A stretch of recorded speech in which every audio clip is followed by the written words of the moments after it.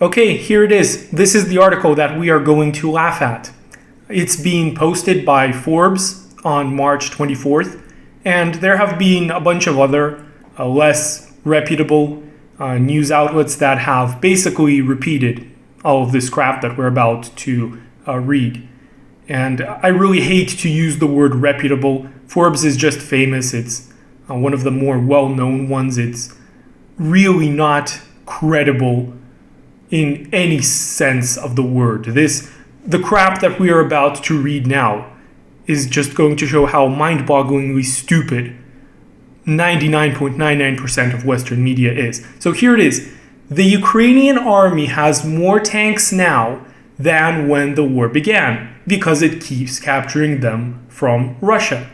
So basically, we're being told that after 28 days of fighting, Ukraine has more tanks than 28 days ago. Ukraine hasn't received any new tanks from Western countries.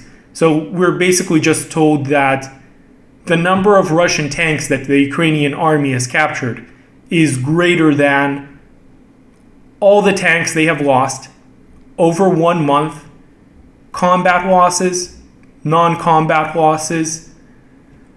And this is while Russia has total air supremacy, while Russian drones are flying over the battlefield, bombing any Ukrainian targets that they see, any tanks, anything really, while the Ukrainian military is fighting this grind fest in eastern Ukraine in the Donbass region against the LNR and DNR forces.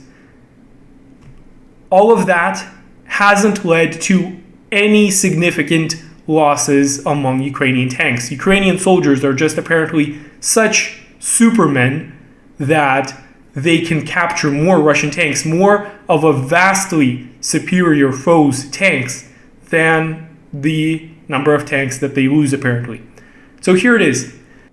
Ukraine has lost at least 74 tanks destroyed or captured since Russia widened its war on the country starting the night of February 23rd. So just from this first sentence, I have a few things to say. First of all, I can say with absolute confidence that the number of tanks that Ukraine has lost is much higher than 74. The military base that the Russians captured in Kherson Oblast in the first week of the war. And there were all of these videos showing the massive number of all sorts of vehicles on that military base that the Ukrainians just hastily abandoned. That alone is probably higher than 74. Not to mention all of the other tanks that the Russians and the pro-Russian forces destroyed over the course of a whole month. 74 tanks, really? So, on average, 74 divided by 28, that's like what? They're telling us that basically, on average, Ukraine loses about 5 tanks every 2 days destroyed or captured. That's absolutely ridiculous. And the second thing, why the hell are they focusing on tanks so much? The fact that they're focusing, just lasering in on tanks out of all of the hardware that is participating in this conflict really gives the impression that the author of this article has absolutely no clue of how modern ground forces work. Why are you only talking about tanks and not talking about BMPs, BTRs, artillery, drones, aircraft? Why are you only lasering in on tanks? Even if you only want to talk about ground vehicles, then again, why only tanks? Why no BMPs? Why no BTRs? Anyways, but Ukraine has captured at least 117 Russian tanks, according to open source intelligence analysts who scrutinize photos and videos on social media. In other words, the Ukrainian army might actually have more tanks now than a month ago, all without building a single brand new tank or pulling some older vehicle out of storage. So basically, what they say here is that they're only relying on open source photos and videos, which Ukraine has been putting out a lot of, and Russia has been putting out less of, purely because Russian soldiers don't have cell phones. They don't have any means to communicate, really. And this was done on purpose by the Russian Ministry of Defense. They basically confiscated any means of communication with the outside world that these Russian soldiers have, exactly for the purpose of preventing information leaks. So right away, this article says that their methodology of counting is basically incredibly skewed, first of all. And second of all, even if they use this skewed methodology, it is still incredibly inaccurate because of that video of the Russians capturing this enormous military base, which apparently just isn't being paid attention to at all. Meanwhile, the Russians, have captured at least 37 Ukrainian tanks, a sum inadequate to compensate for the roughly 274 tanks believed to have lost to all causes. It's really weird how they're fetishizing the capture of tanks. Like, no tanks are destroyed, apparently. They have to be captured. So in order for a military to succeed, they have to capture more tanks than the number of enemy tanks that are captured. There is no mention of the destruction of tanks. Like, what are the main threats that a tank can expect to face in an environment like the Ukrainian conflict? Well, other tanks is an obvious threat, in which tanks don't capture each other, they shoot one another with guns. Aircraft is a big one. UAVs, artillery, mines, ATGMs, the list goes on, RPGs. The point I'm trying to make is that you don't capture tanks. Well, of course, you capture tanks when the enemy runs away, but the ratio of the tanks that you have captured to the number of tanks that the enemy is captured is a ridiculous metric to look at. It is just an absolutely ridiculous, meaningless metric to look at. They should be counting the number of tanks destroyed, not the number of tanks that have been captured. The disparity, so continuing with the article, the disparity in captured tanks speaks to Russia's lack of preparation for a high-intensity war against a determined foe, but it also speaks to the advantages any defender possesses over the attacker. So a few words about this. They're basically repeating the meme that Russia isn't prepared for a high-intensity war, that Russian army sucks, that the Russian military can't do anything because the Ukrainians are such determined, prepared supermen that they can basically defeat the Russian military. That's the implication. Well, we'll see what they're going to say once the Ukrainian military caves in. There should be no doubt as to the conclusion of this war, what it's going to be. The Ukrainian military is going to lose. All of Ukraine is going to be secured by Russia. And I'm going to explain exactly why I think this is the case in another video. It deserves a whole other topic. Basically, we see Forbes here repeating the meme of Russian army sucks, no preparation, finish war, winter war, repeat. That's basically the meme. It also speaks to the advantages that any defender possesses over the attacker. Defenders possess an innate advantage, usually over attackers. There should be no doubt about that. But why is there no mention of the total air supremacy that Russia has over Ukraine right now? Why is there no mention of the recon that UAVs flying over the battlefield 24/7 offer? Why is there no mention of the fact that Russian helicopters or attack aircraft can appear anywhere, basically at any time, destroy whole armor columns. And the Ukrainians can't really do much about it. No mention to that fact. Just defender better than attacker. Okay, just shows how absolute low effort this article is, how the author has no understanding of what he's talking about, basically. Anyways, moving on with the article. Russia must project forces into Ukraine scores or hundreds of miles, extending poorly protected supply lines and risking frontline units running out of ammunition and fuel. Many of those tanks the Ukrainians have seized were just sitting there, out of gas, their crews having fled. The Ukrainian army, meanwhile, enjoys the advantage of interior lines. That is, its forces fight close to major cities and their bases. The Ukrainian supply lines are contained inside their own defensive perimeter rather than strung out along unguarded highways. Okay, once again, the point is correct in terms of the fact that the attacker must extend their supply lines basically in any conflict, but the conclusion is wholly incorrect.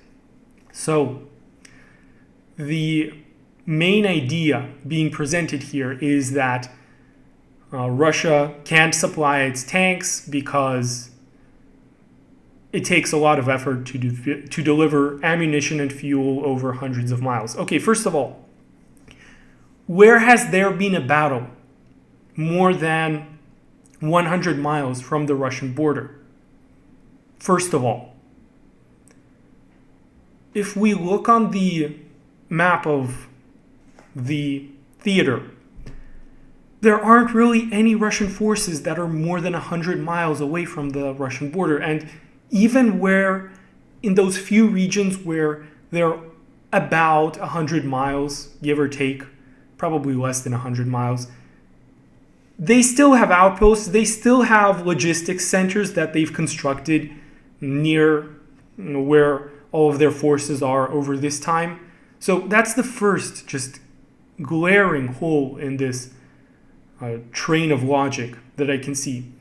The second hole is that absolutely no mention is made of the massive amount of work that Russia has done to basically destroy Ukrainian supply lines.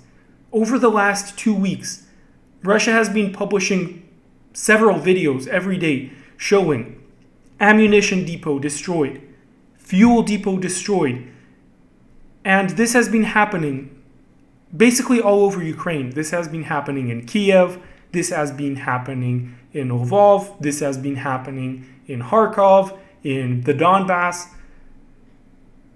So, once again, Russia has total air dominance over Ukraine right now. Ukraine maybe has a couple of S-300s, a couple of books that are hiding in a garage somewhere with barely, if at all, operable radars. Ukraine has 0 aircraft, none that they can realistically fly. They might have 1 or 2 rundown, not fighter jets, but like Su-25s or helicopters somewhere. But for all practical intents and purposes, Ukraine has 0 aircraft. For all practical intents and purposes. Why does the author not mention the massive advantage in terms of logistics, in terms of destroying your enemy's logistics, that having total air dominance gives you? I'm not a military guy. I am by no means an expert on military matters. But I know this. And somehow, this author that writes an article for a world-famous outlet has no clue about this. Why? I mean, we know why, because this is just stupid propaganda. It's propaganda aimed for idiots, but anyways. Continuing on with the article. The Ukrainian army, meanwhile, enjoys the advantage. Okay, sorry. I already read that. Continuing on with the article. All that is to say, Ukrainian tanks are way less likely to run out of fuel in the middle of the war zone. Those 117 tanks Ukraine has captured are just the ones analysts visually can confirm. More like they're just the ones that have either been reposted 10 times or just flat out made up. Again, it's like this article says that analysts can visually confirm 117 Russian tanks captured by Ukraine, but they somehow can't visually confirm this video showing a lot more Ukrainian tanks captured by the Russian military just in this one single location. I'm amazed. Videos of Russian farmers towing abandoned Russian vehicles have become symbols of Ukraine's resistance. Show me one video of a Ukrainian farmer towing a Russian tank. Not just a Russian vehicle, not like a Russian, a Russian transport truck or a Tiger armored vehicle, which, maybe there have been one or two videos that have gone viral on the internet. But the implication here is that so many Russian tanks have been captured that farmers are towing them. That is absolutely not true at all. And they know it's not true. That's why they're saying not Russian tanks, but Russian vehicles here. Because they know that if they replace this one word with the word tanks, well, their article is already basically a bunch of lies, but that's going to be an even more obvious lie. How many of the seized tanks and other vehicles are fit for further use is hard to confirm. There are lots of videos of Russian tanks under tow. There are far fewer showing those same tanks back in action in Ukrainian colors. Okay? But it helps that Ukraine uses many of the same tanks that Russia does. The Ukrainian army's main tank, the T-64, is no longer in active use in the Russian army. But the Ukrainians also operate at least two models that the Russians still use too, the T-72 and the T-80. The T-80 is actually an evolution of the T-64 itself, one of the most sophisticated tanks the Soviet industry has ever produced. The T-72, by contrast, is a simpler, cheaper tank, one suitable to mass production and easy to support in the field. It's not for no reason that Ukraine generally assigns its T-72s to reserve formations. Okay, I'm going to call out the author of this article once again. T-72s, T-64s, T-80s, even T-90s, they're not a monolithic block. They're not all individual monolithic blocks of tanks. The T-72s that Ukraine uses are nothing like the T-72B3s, the even older T-72 B2s, as well as T-72B3Ms that Russia uses.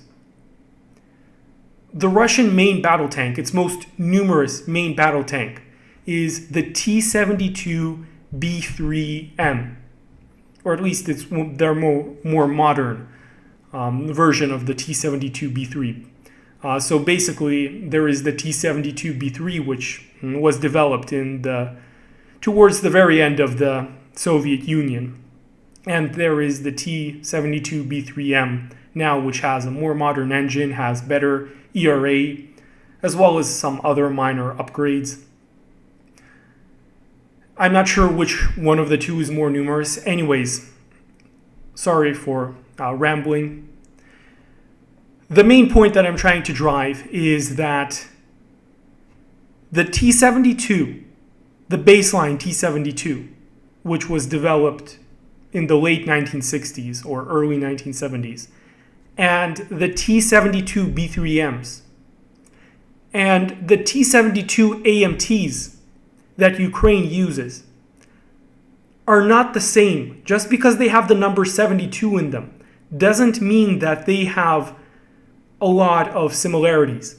The T-72B3M that Russia uses it's a cheap tank for sure by modern standards.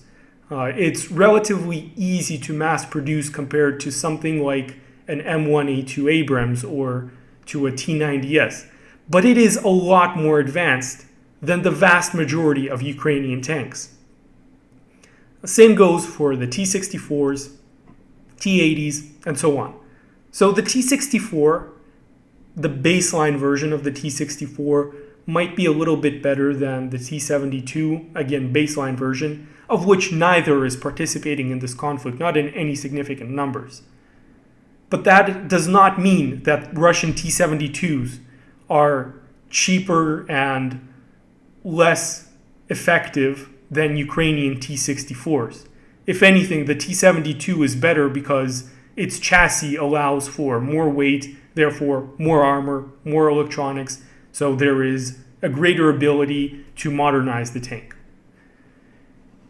Continuing with the article, in any event, there aren't many captured Russian tanks that Ukraine can't use in some capacity. The question is how quickly Kiev's army can take stock of a vehicle its troops or civilians have seized, repair any damage, fuel it up, restock its ammo, and assign it to a crew with the right training. A bit of commentary. So it makes the point here that civilians have seized Russian tanks. Kind of true, but there is a very good reason for that. So the first few days of the conflict, and I'm talking about like the first 5 days, have seen a lot of videos, a lot of images of captured Russian armor.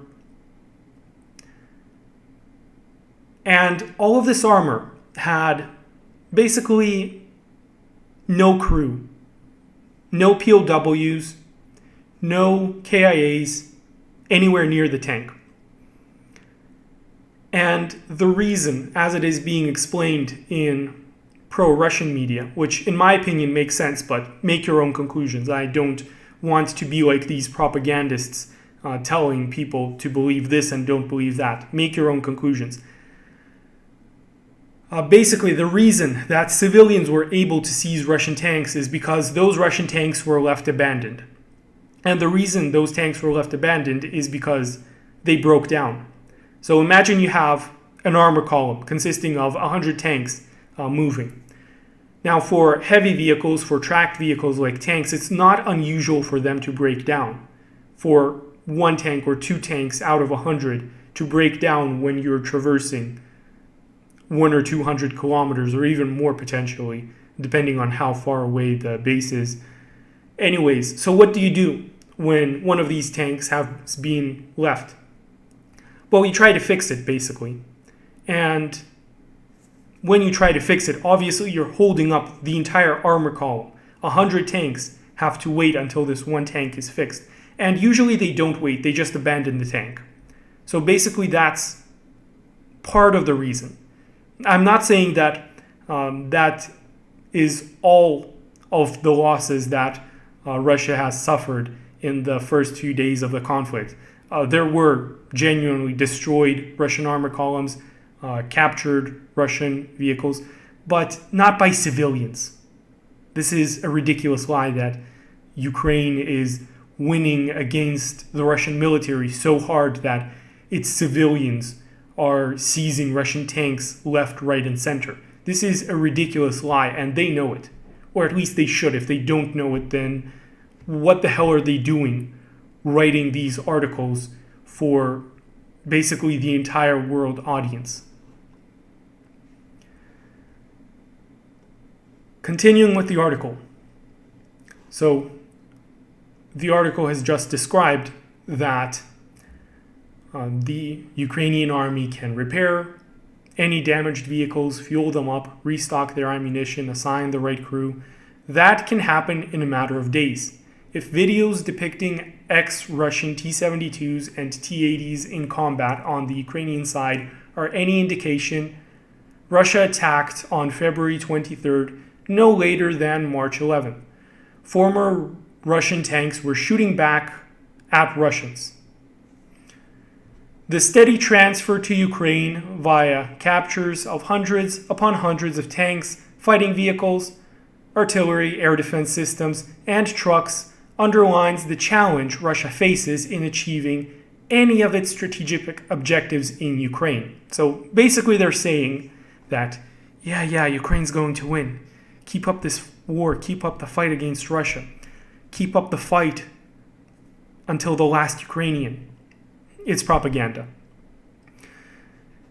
And the next piece of propaganda is right over here. The Kremlin realistically can't kill its way to victory, not as long as Ukraine, population 44 million, possesses reserves of human capital, and as long as Ukrainians remain united in the defense of their homeland. Now, this is an incredible piece of propaganda. This is just an incredible statement that is completely disillusioned with reality. And the reason I'm saying this is because Ukraine's population isn't 44 million. It's a Western lie that Ukraine's population is anywhere near 44 million. And this goes back to long before the war ever began. Ukraine was being criticized for many, many years on end about its blatantly untrue numbers of the population that it claims to have. So the number 44 million is based off of a census from 2001, either the year 2000 or the year 2001, more than 20 years ago. There hasn't been a census in Ukraine in over 20 years.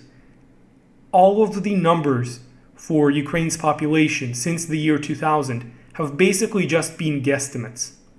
Nobody knows how many people there are in Ukraine. Some people say it's as low as 18 million. I don't believe that personally. I think it's more like 30 million. My personal opinion. Don't take my word for it. But you have to consider that in the year 2000, Crimea was part of Ukraine. And Crimea has a population of, it's like 3 million, I believe. So in 2014, Ukraine lost 3 million people just like that. And then, several months later, when the conflict in the Donbass started heating up, the LNR and DNR, basically they declared themselves to be separate from Ukraine. That wasn't recognized by anybody, not even by Russia, until just before this war began. So, anyways, the LNR and DNR have a population of combined about 4.5 million, give or take. And that's not counting the occupied territories of these regions, the parts of Donetsk Oblast and Luhansk Oblast that the Ukrainians have controlled ever since 2014. The LNR and DNR, like their entire territory that they claim, including the occupied territory, has a population of about 6-7 million. So depending on how you count it, Crimea plus LNR and DNR is, just that alone is -7 to -10 million from this figure of 44 million. And even if you count Crimea and the Donbass as part of Russia, as part of Ukraine, even if you count Crimea and Donbass as part of Ukraine, I still don't think it would amount to 44 million, just because a lot of people have been leaving Ukraine due to obvious reasons, the economic crisis, the frozen conflict that we had from 2014 to 2022, and they weren't really counted in this figure. So whenever you hear that Ukraine has a population of 44 million, someone's lying. Ukraine does not have anywhere near that number of people. Continuing with the article, we just have 2 paragraphs to go. it's telling that at the same time Russia was begging Syria for 1,000 mercenaries last week, Ukraine was mobilizing reserve echelons numbering 150,000 fresh troops. Oh my God, what a liar. This guy, what a freaking liar. Russia was begging Syria for 1,000 mercenaries. Really? The Russian Ministry of Defense has stated that they have received requests from something like 23,000 foreign mercenaries to fight on Russia's behalf from 37 different countries. You know what Russia said to that? They said, no thank you. They said, if you want to go, we won't prevent you. If you want to go, but we won't give you any means of transportation. You'll have to get to the battlefield on your own. We won't pay you for all of the fighting. Basically, if you want to go, go. But we don't want you. We don't need you. Russia didn't actually, not only did it not beg Syria for foreign mercenaries, up until literally 2 days ago, up until March 25th, so after this article was written, Russia didn't even let its own mercenaries, Russia didn't even let its own volunteers go to Ukraine. Only on March 25th did Russia pass the necessary legislation and create this whole system where now Russian volunteers, only after March 25th, can apply to fight in Ukraine, basically. So the idea that Russia is out of manpower, it's just so stupid. It's such a brazen lie. Those reservists probably aren't hurting for equipment. So he's talking about Ukrainian reserve echelons, the ones that are firing Maxim guns that were created in the 19th century, the ones that are using World War II era cannon artillery. He's saying that the reservists probably aren't hurting for equipment. The best I've seen them be equipped with is like 1960s, 1970s AKs. So they aren't hurting for equipment. Many of them will fall in on some ex-Russian T-72s scrubbed clean of any evidence of its old crew and supporting freshly painted Ukrainian insignia. So apparently all you need to fight a war is a T-72, an ex-Russian T-72. Oh, what a moronic article. Anyways, I hope that this rant wasn't too long. As I've said previously, these people are absolute liars, and we need to expose them as absolute liars. They are clueless on the subjects that they are talking about. They know that they are spreading propaganda. They know that they are liars. They know that they have no idea what they're saying, except that it's a lie meant to bolster the morale of the forces in Ukraine, which are fighting an absolutely futile war against an overwhelmingly superior foe. So what articles like this are doing is basically causing more bloodshed. They're causing the war to go on. They're causing more young men to lose their lives for a hopeless cause, fighting against an overwhelmingly superior foe. And it's just sad. These people, they know that they are doing the world a great disservice. So the reason, one last thing that I want to add, the reason why this war will not add in a Russian defeat is because Russia simply cannot, even if it wanted to, it cannot back out of Ukraine. Russia understands that this war is basically a do or die moment. Either it secures all of Ukraine or it suffers such a massive geopolitical defeat that the entire project that has been worked on over many decades to revive Russia as a great power will be once and forever completely destroyed.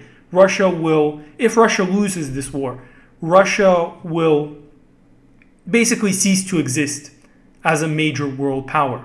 Not only will it cease to exist as a major world power, but there will probably be another episode of the 1990s collapse in Russia. And that's why Russia won't lose this war.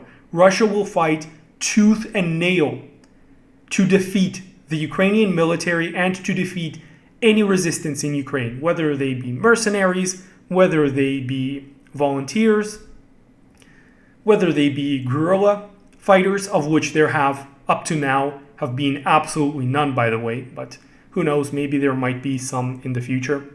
Russia will fight tooth and nail. Right now, according to US intelligence that we were hearing before February 24th, there are about 200,000 Russian forces in Ukraine right now, out of an active military of 1 million people. So Russia did not put a lot of its forces in Ukraine. Before Russia loses this conflict, before it even thinks about backing out of Ukraine, Russia will deliver at least 2, 3, 4 times as many active servicemen into Ukraine. There will be conscription. There will be a doubling down on military production. Russia has a lot of cards to play. Russia can bring in foreign mercenaries, which contrary to this absolute lie of an article, Russia has not delivered even its own mercenaries as of March 24th. They haven't even allowed their own citizens to volunteer, to be enlisted and join the war in Ukraine. That will happen before Russia loses. Now, I'm not saying that Russia is going to lose. I'm just saying that before Russia even considers of backing out of Ukraine, it's going to play a lot more cards than it's played up until now. And there is absolutely no prospect of a Ukrainian victory. So what articles like this are doing, where they are blatantly lying to make it appear, to give the illusion that Ukraine has some hope, some semblance of victory, is they're brainwashing Ukrainian servicemen and Ukrainian civilians to give their lives for a conflict that is absolutely unwinnable. What they want is to leave Ukraine as a wasteland, to turn Ukraine into a quagmire once Russia secures it, to basically scorch the land that Russia is seeking to capture for itself. And that is just an absolutely evil goal. That is an absolutely evil thing to do. The direct result of articles such as this is that the war drags on, more people on the Ukrainian side lose their lives, more people on the Russian side lose their lives as well, because let's not have any illusions about this. There are losses on both sides, a lot more on the Ukrainian side than on the Russian side, but considerable losses, definitely nothing to scoff at on both sides. So that is it. That is all I have to say for this particular, just absolutely cancerous article, absolutely stupid article. I feel like I lost a few IQ points reading this crap. That is it for now. Thank you for listening. If you've made it to this point, thank you very much. Please subscribe to my Rumble channel as well. Once again, I don't really trust YouTube, and I don't exclude the possibility that they might just take down this whole channel because of the alternative viewpoint that it provides about the Ukrainian conflict. So please be sure to subscribe to Rumble as well.